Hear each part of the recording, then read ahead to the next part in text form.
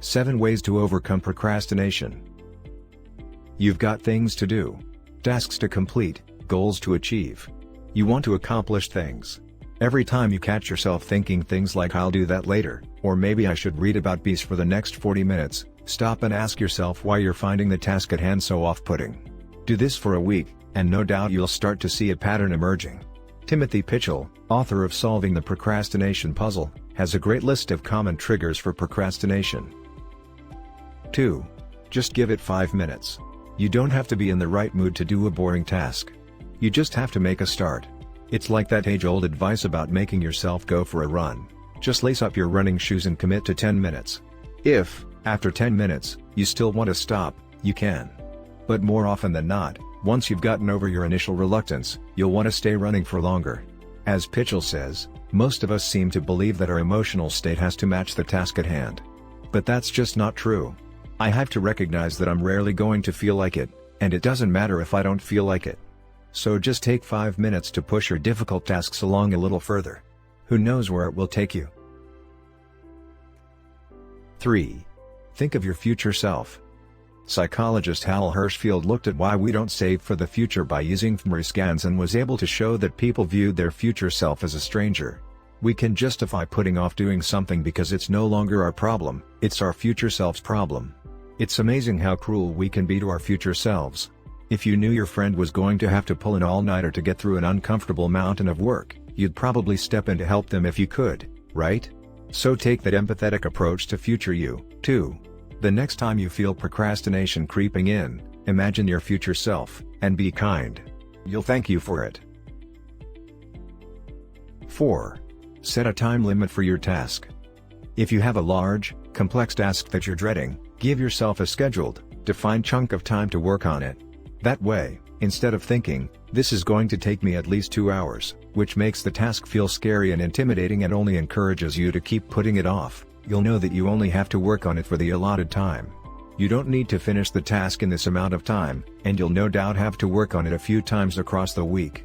But doing it over 3 by 45-minute sessions is better than a stressed and panicked last-minute rush. Bonus, this is a great time to try the Pomodoro technique, which involves setting a time for a block of time, usually 25 minutes, to work on your task and following it with an equally mandatory time break, usually 5 minutes. Play with the proportions, 25-5, 30-10, 45-15, until you find a ratio that works for you and your attention span. 5. Don't beat yourself up about it. The worst part about procrastination isn't actually the impact on your work, it's the impact on your self-esteem. Even if you manage to still meet your deadline, procrastination can make you feel really bad and really guilty. So when you've procrastinated, try to draw a line under it and move on. Use the situation to get insights that can help you be more productive going forward, as discussed in tip number 1, but then be kind to yourself and just let it go.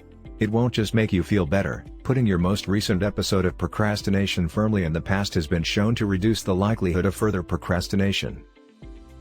6. Disconnect from the internet. 47% of people's time online is spent procrastinating. If you're trying to make progress on a complex task, the best thing you can do is simply disconnect from the internet.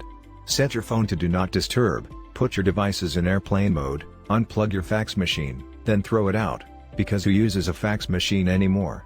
If you find that's too drastic, or if you still need to have some access to the internet in order to complete your tasks, start by signing out of your emails and using a social media blocking app like Freedom. 7. Think about the big picture. What are your goals? That might sound like an intense question. Sometimes we avoid doing things because they can't see how they fit into our own bigger picture. But even tasks that feel trivial can have weight, and, what's more, they still need to get done. So try to relate each task back to your own personal goals and ask yourself, how can this help me develop personally or professionally? For example, no matter how boring it is, the admin you're avoiding will still build your organizational skills. And that difficult meeting you've been putting off can help you to improve your communication and mediation techniques. By focusing on what you can learn from each task, and how those learnings can ultimately work for you in the long run, you can turn boring into beneficial. And that's it for today. Hope you've learned and enjoyed.